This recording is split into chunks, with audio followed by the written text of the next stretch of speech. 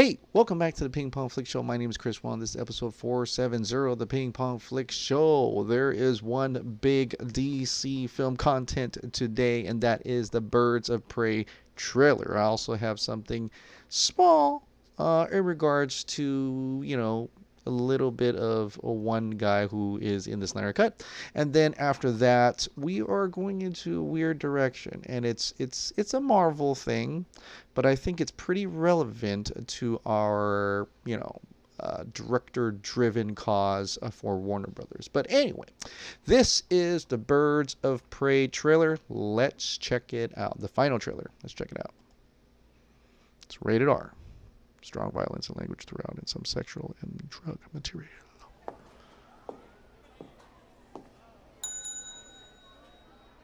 Can I help you? Why, yes, you can. I'm here to report a terrible crime. And what terrible crime is that? This one. Oh. Ah, shit. I told this all wrong. Quick history lesson. This all started when the Joker and I broke up. It was completely mutual.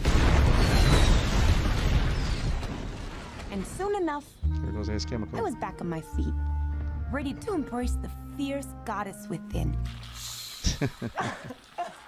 It's oh so quiet.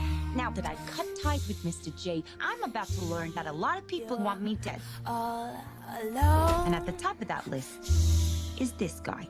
I'm so peaceful. But it turns out that wasn't the only dame in Gotham looking for emancipation. Just inhale all that. He's after all of us. We can't just rob him. You betrayed him. He did You take the killed his diamond. BFF. Oh, she's nuts. What? You are so cool. And you're dumb enough to be building a case against him. So, unless we all want to die Oh, is that- very unpleasant death, we're gonna have to work together. Sure. Oh, it's got the mask.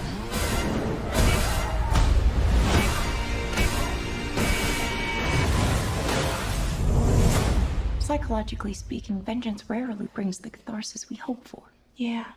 Are we ready? You blow up news, devil cause news. So what's Turn it up!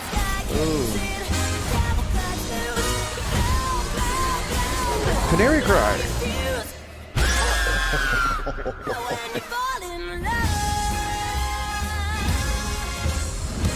Oh shit, is that a hyena in a bathtub? I named him Bruce after that hunky Wayne guy. Hunky Wayne guy. Okay, well, that's a fun trailer. It's actually a lot more fun. There's a lot more, fun in it than the first trailer, right?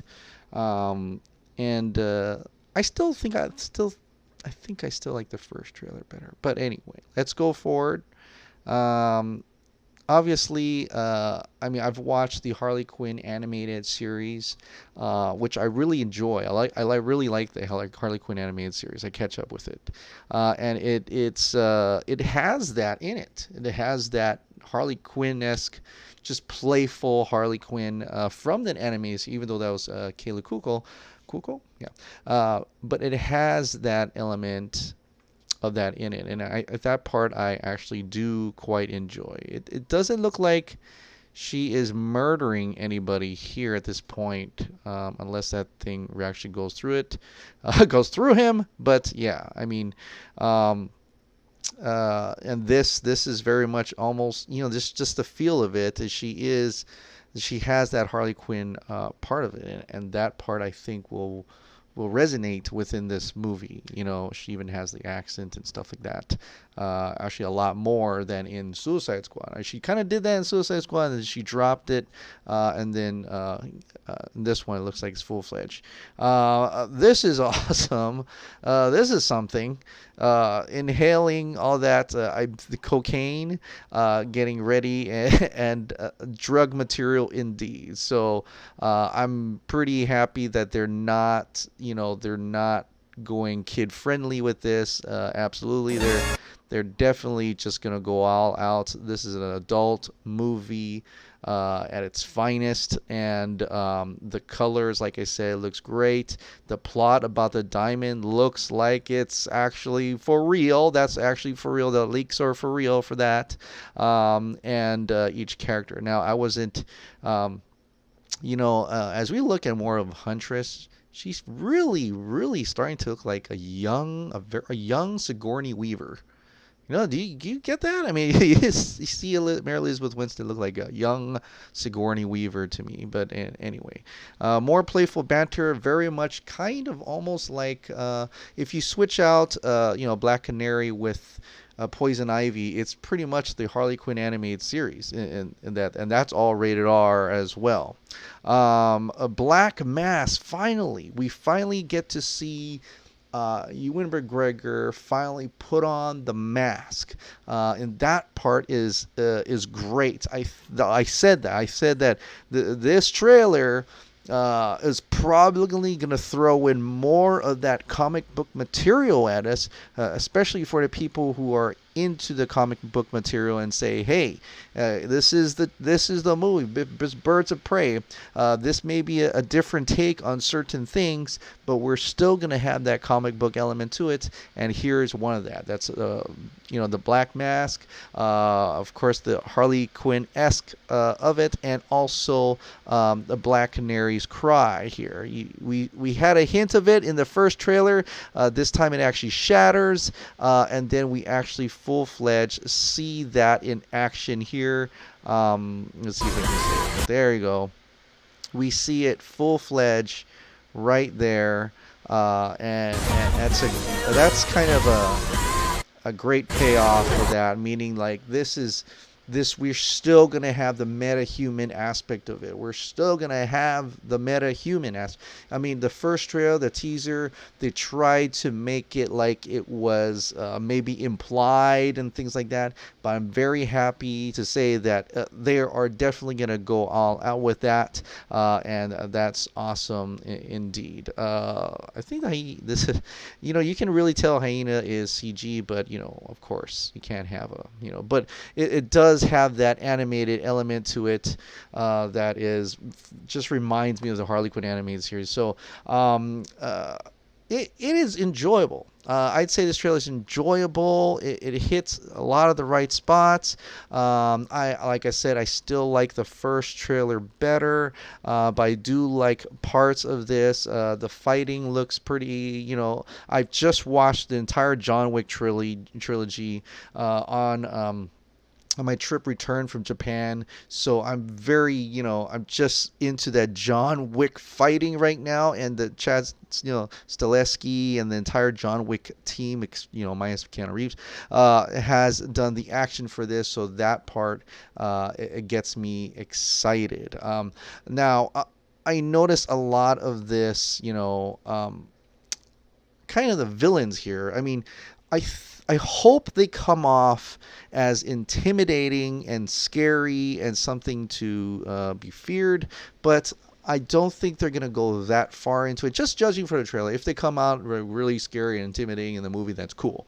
But for what I'm noticing here is it's more playful, and they said there's going to have some comedic stuff in there, but it's definitely rated R. There's definitely adult theme, adult oriented and stuff like that. And for lack of a better term, it's like within, like, Margot Robbie did say that it's Harley Quinn's own perception of the story, possibly.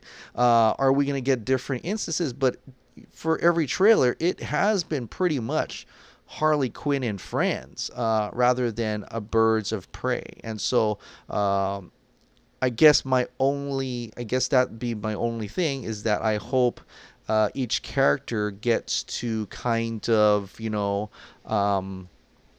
kind of develop. We get to learn a little bit more about them. But like I've been kind of from the first poster and how they're saying it's Emancipation of Harley Quinn, it really does appear like this is everything's going to be Harley Quinn's perception. She's even going to tell the story of Black Canary, the story of Huntress, the story of Renee Montoya, the story of Cassandra Cain from her own way of how she perceives things in that story. Whether that is the actual, we can actually rely on that information or not is interesting.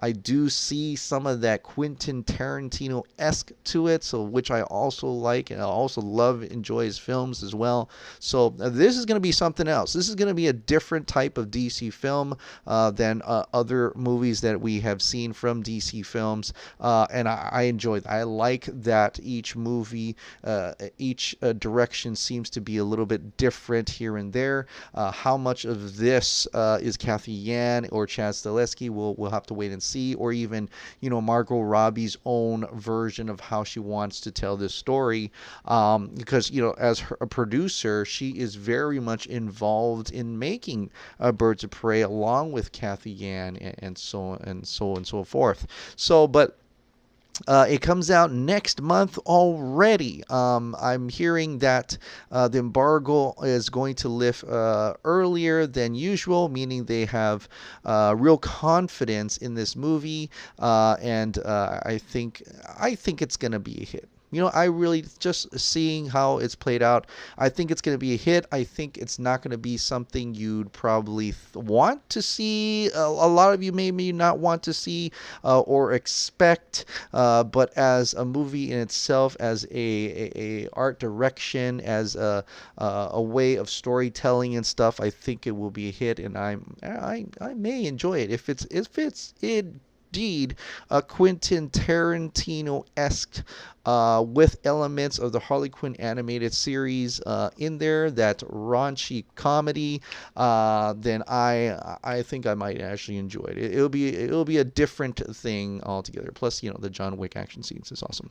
So anyway, that is Birds of Prey, and like I said, it's not as good as the first trailer, but it's a pretty good final trailer to sell you on the comic elements of it, to sell you on how the fun aspects of it, and showing you that this is going to be a different type of DC film than other ones in its in the library, the current library right now, and so. There's that.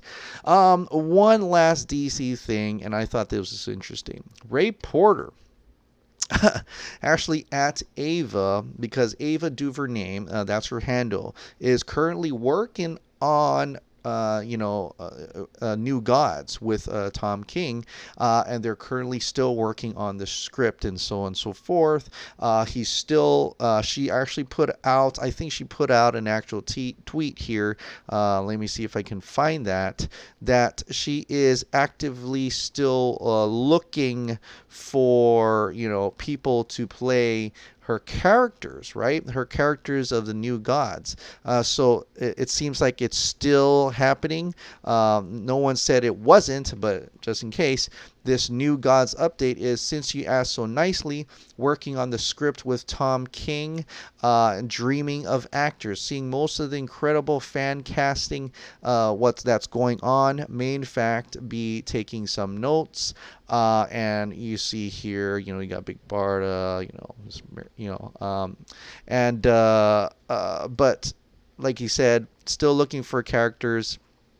And Ray Porter threw his name in the hat, as he is Darkseid. Darkseid is in the Snyder cut of Zack, of Justice League, right? Zack Snyder's Justice League.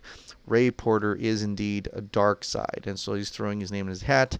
I hope whether we'll get to see him in Zack Snyder's Justice League, but hopefully that they would keep him on as an actual actor for the Darkseid, just like how they kept Gal Gadot as Wonder Woman, Jason Momoa as Aquaman, Arthur Curry. I think Ray Porter is just as much as an actor like everybody else. else with his name is being as Darkseid, that she would consider taking, at least letting him lend his voice to that character, if indeed Ava DuVernay's Darkseid is going to be CGI. But once again, this is Ava DuVernay's movie. She has a little bit of sway and power within Warner Brothers, as she has her own kind of company there.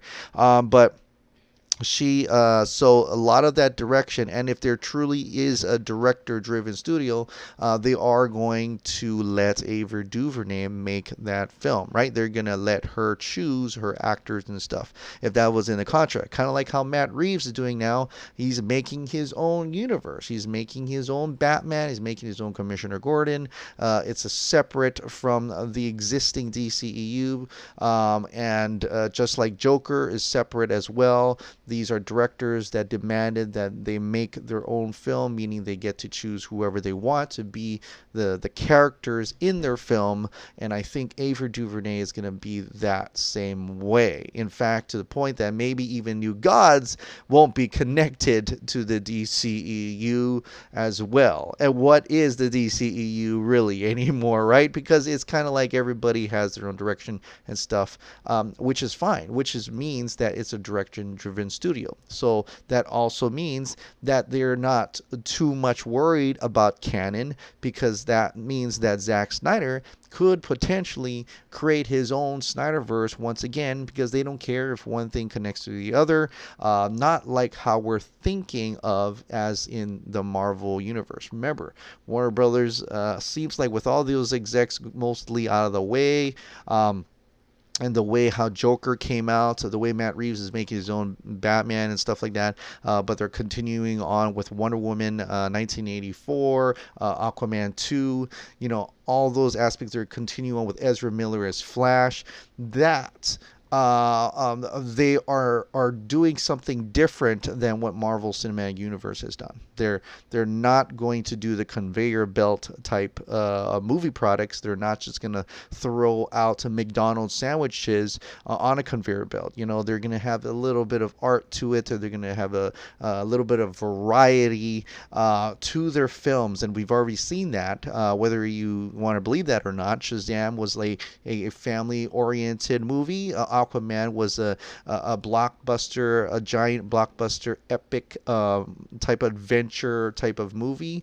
Wonder Woman 1984, we haven't yet to see that right now, but they're saying there's some espionage in it. Who knows? Maybe. We've got Birds of Prey. It's going to be looking like a Quentin Tarantino-esque movie. A Joker, of course, is a high drama, almost independent film-like movie. We also got, the regular Snyder movies as well, which were awesome, and it has its own auteur type of filmmaking as well. So we have all these different elements, all these different types of movies. The only movie that seems so Marvel cinematic, so put together like a McDonald's sandwich was Justice League, and that's the one that failed pretty much the most, really, out of all that. But in any case, speaking of Marvel, and speaking of director-driven films, I thought I'd share this just to end this video today. And usually I don't ever talk about Marvel anymore. I used to, but I thought this needs to be talked about a little bit. Scott Derrickson, the original director for Doctor Strange, who came on to sign on for Doctor Strange 2 in the Multiverse of Madness, had tweeted this out today. Marvel and I have mutually agreed to part ways on Doctor Strange in the Multiverse of Madness due to creative differences. I am thankful for our collaboration and will remain on as EP executive producer. It's not the first time that a director from Marvel has left in creative differences. We've had that happen, I believe, two other times. There could have been more, but they, these types of news, they quickly shuffle under something else just so that it doesn't spread widespread. which is something Marvel and Disney is very good at, trying to keep it under wraps, trying to keep things not coming out like this.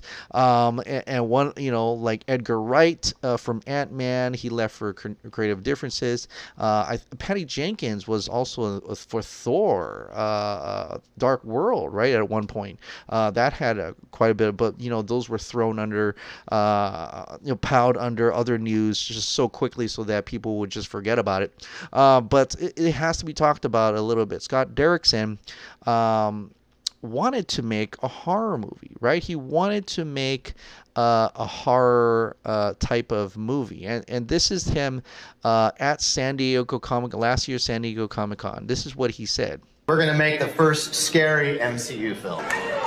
You know what? No, it's PG-13. You're gonna like it. We're gonna make the first scary MCU film.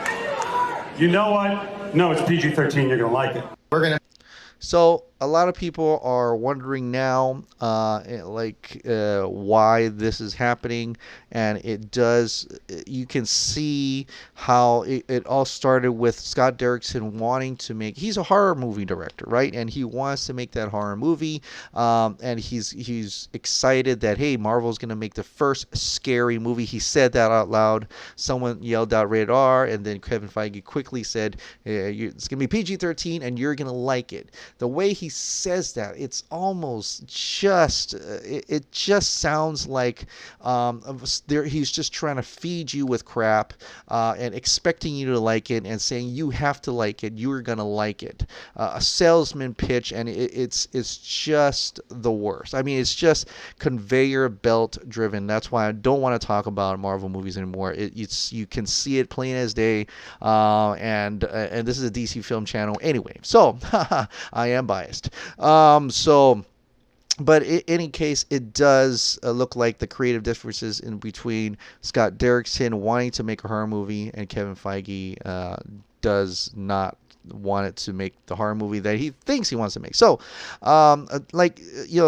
this came out a while back, but Scott Derrickson did say, I don't want to do just another sequel to do a sequel. If I'm going to do it, it has to go into the territory that drew me into the Doctor Strange comics in the first place, which is how they dipped into the gothic and the horror and the horrific. We're going to make the first scary MCU film, which is interesting because I thought the first Doctor Strange was supposed to be the first scary film. And I think he was trying to do that, and there were elements of it, but, of course, being Kevin Feige, being Marvel, being Disney, they're not going to let you make the movie you want to make. It's a producer-driven studio, and they're going to they put it on a conveyor belt and make sure that it all looks and feels the same. It all, and there's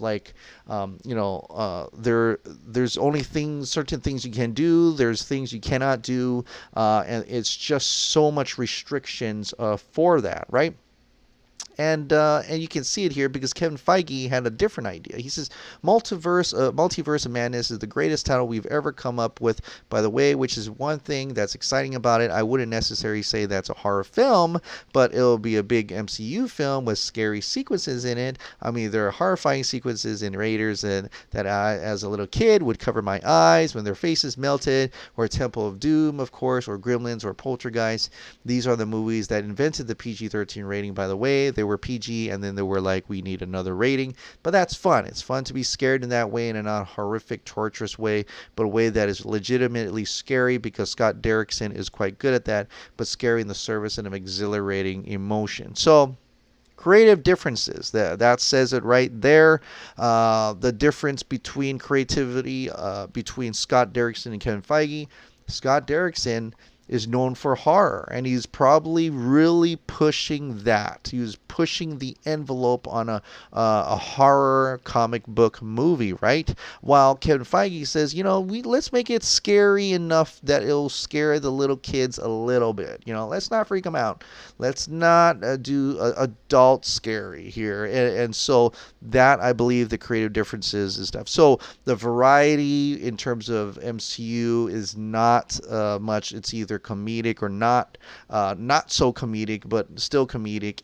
But That's the movies that they're gonna make, and a lot of audience love that. I mean, we still love McDonald's. We still go to McDonald's every once and again. It doesn't mean we don't want to have a good burger from somewhere else, or go to a nice restaurant than a chain restaurant once in a while. But there are people out there, general audience, who still like that fast food stuff, and that's what Marvel is. But in a way, it does show that directors are still have some integrity for the most part. Most of them do, and they want to be able to make the movie they want to make, and that will incite creative differences with the studio, with the producers of that thing, and then they will walk off and be able to do it. So good for you, Scott Derrickson, for holding your ground, no compromise, and saying, hey, I did the movie you wanted me to do for Doctor Strange. I grew that movie. That movie was a success. I deserve to make the movie I want to make, and they still didn't let him do it, sadly enough. And so now Scott Derrickson had to leave the project. So it's not the first time. It won't be the last time for anybody who works with Disney. I mean, I think he even commented on saying good for Oscar Isaac, who Oscar Isaac says that he would never work for Disney even at gunpoint ever again. And so they're really they've shown their colors before. They're showing it now, and it's kind of sad to see that the box office is overrun with Disney films, and to see that they're really feeding a certain type of genre, a certain type of direction in their films. And I mean, I hope with the Fox thing, with Fox involved, they could have a little bit more variety. But we'll have to wait and see. We'll have to wait and see what happens with that. But in any case, there are still directors out there who are looking for a director-driven studio. Warner Brothers, this is your time now. If you want to be different from Marvel, because it doesn't make sense to try to copy them, they're already out there. Do something different, because audience is looking for that.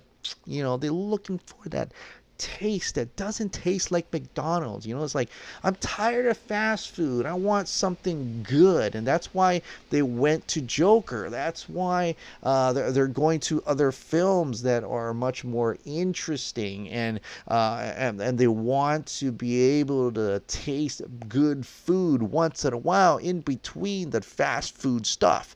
And so this is your opportunity, Warner Brothers, to do that. Grab these directors who want to flourish by using their creativity and giving you exquisite, tasteful, artistic movies, and that's why you really should pick up other people. So that's that. That is it for tonight. Sorry for some of the rant there, but I really think that Warner Brothers, except maybe Sony, there's not many big studios left, and hopefully they maintain or have that integrity to listen to their directors and let the directors do what needs to be necessary to have a successful box office, a successful film, and just a successful successful piece to add to the art of entertainment. So anyway, that's that. All right. Thank you so much for subscribing. Thank you so much for watching. I'll see you next time.